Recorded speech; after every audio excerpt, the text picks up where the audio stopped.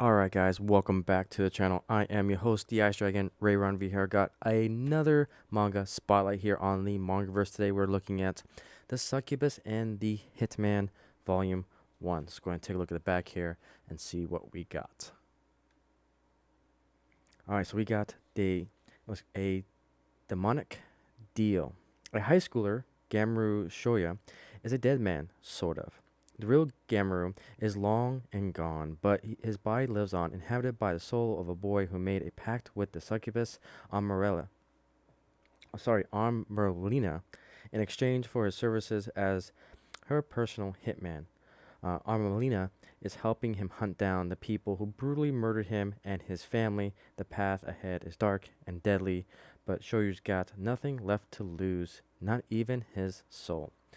So with that, it is rated M for mature. 7 Seas Entertainment retails $13.99 US, and it's got a whole bunch of warning, parental advisory, explicit content, and definitely that it is. So, one thing I've been noticing that, especially when it comes to these mangas, is that you get a lot better story when it comes to M rated because you pretty much have the gloves off, the um, handcuffs are off. You can pretty much do a lot more storytelling, but with that, it comes at a price. So it's like this one is definitely gory. There's definitely a lot of nude scenes in here. So if you're definitely queasy to like blood and gore and nudity, then yeah, you definitely want to stay away from this one. But if you're good with that type of stuff, this story is really unique. So overall, my kind of non-spoilerish review, I absolutely loved it. It gives a new type of outlook and genre when it comes to a hitman. We're so used to seeing just this one, badass individual going through, getting missions, and killing people along the way to get those missions done, to get to a particular target.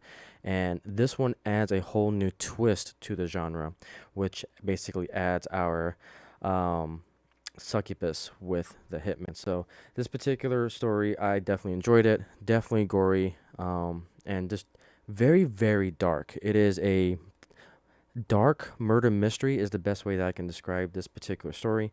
But that's really as much as I can say. So with that, I definitely recommend, if you like that type of stuff, then feel free to pick up Succubus and the Hitman. But with that, we're gonna go into spoilers.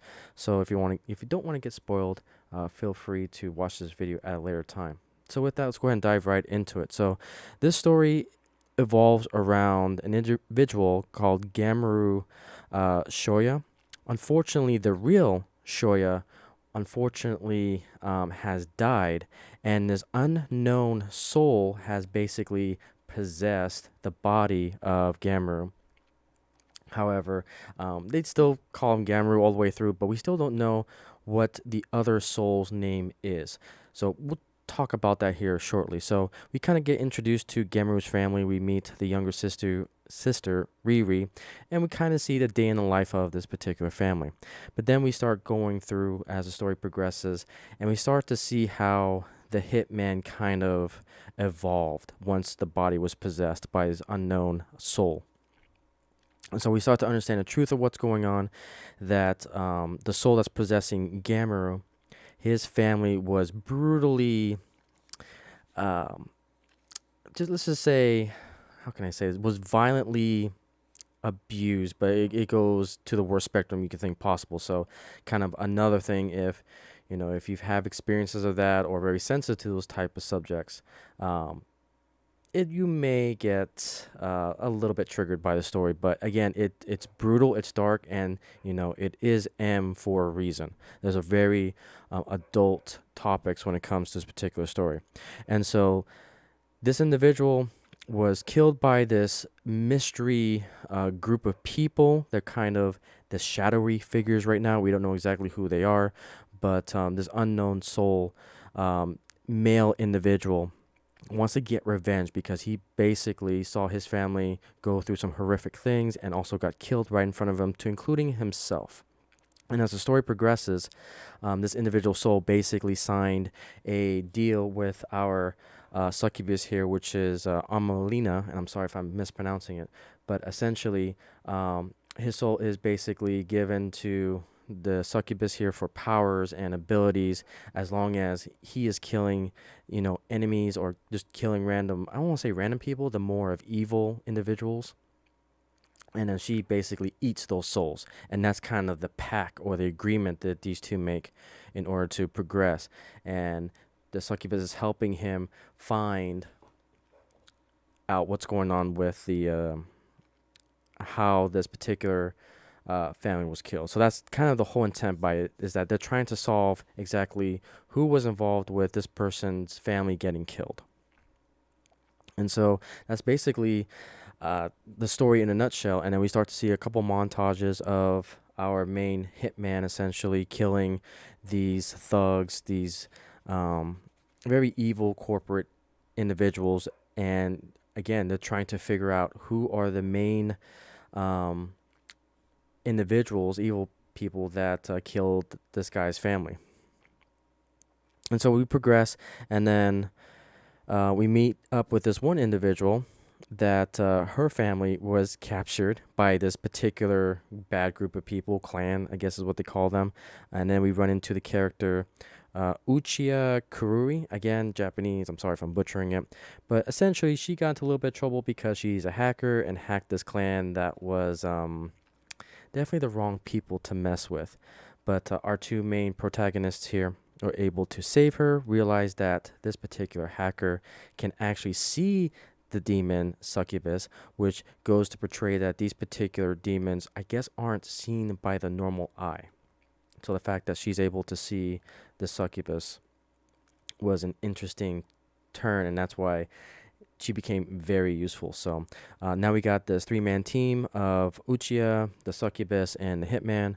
And now they're on their way to figure out exactly who this clan was working for, and eventually leads them to one of the individuals that was responsible for killing the family and the soul of, who's basically possessing this guy right now. And they track it down to Mount Bent Down is the guy's name, basically a nickname for a sumo wrestler, or it is a sumo wrestler that has the nickname Mount Beatdown. And so they basically go to this HQ building where they continue to slaughter everyone that's in the building, and then they also find another proxy hitman in the process. And it looks like the other demon is kind of an ox-shaped individual lady, but that is going to be more important in volume 2, which I do have. I have finished reading it, and it's good. It's pretty good. This is a relatively newer series. It just came out, and I think volume 2 just dropped about a month ago. And that's where this volume ends. So overall, I do like the premise of, you've got this individual who is possessed by another soul. And you've got this tie-in with the supernatural. Again, it is a very dark storyline, very gory. The illustrations are really good. I wish I can show you guys some examples, but definitely Mama Susan on YouTube would not like me showing that to you guys. But there is one element to this, though, that kind of confused me, which it's kind of a nitpick in a way. Well, yeah, it's kind of a nitpick. But when our hitman here was able to quote-unquote level up, our succubus was able to give him abilities, and it felt like sort of online a little bit kind of style, which I don't think is necessary in this story, but it's there. And it threw me out of the dark murder mystery genre a little bit, because then you get into more of the fantasy sci-fi type of genre, and that kind of threw me out and threw me for a loop. It's like, oh, how does this work? It's kind of crazy, but yeah, it's only for one panel, but it definitely threw me out a little bit. But other than that, that was really the only nitpick I had about this story. But overall, it is very unique. And again, if you like blood, gore, very deep, dark murder mystery, then this manga is definitely up your alley. So I definitely liked it. And that's really all I got to say about that, guys. So again, if you got any manga suggestions, feel free to leave a comment down below, like, comment, and subscribe to the channel. Feel free to support my work. You can see all the stuff that I do on rayronvr.com. Thank you guys so much for watching. Wing hugs to you guys, and I will see you on the next video.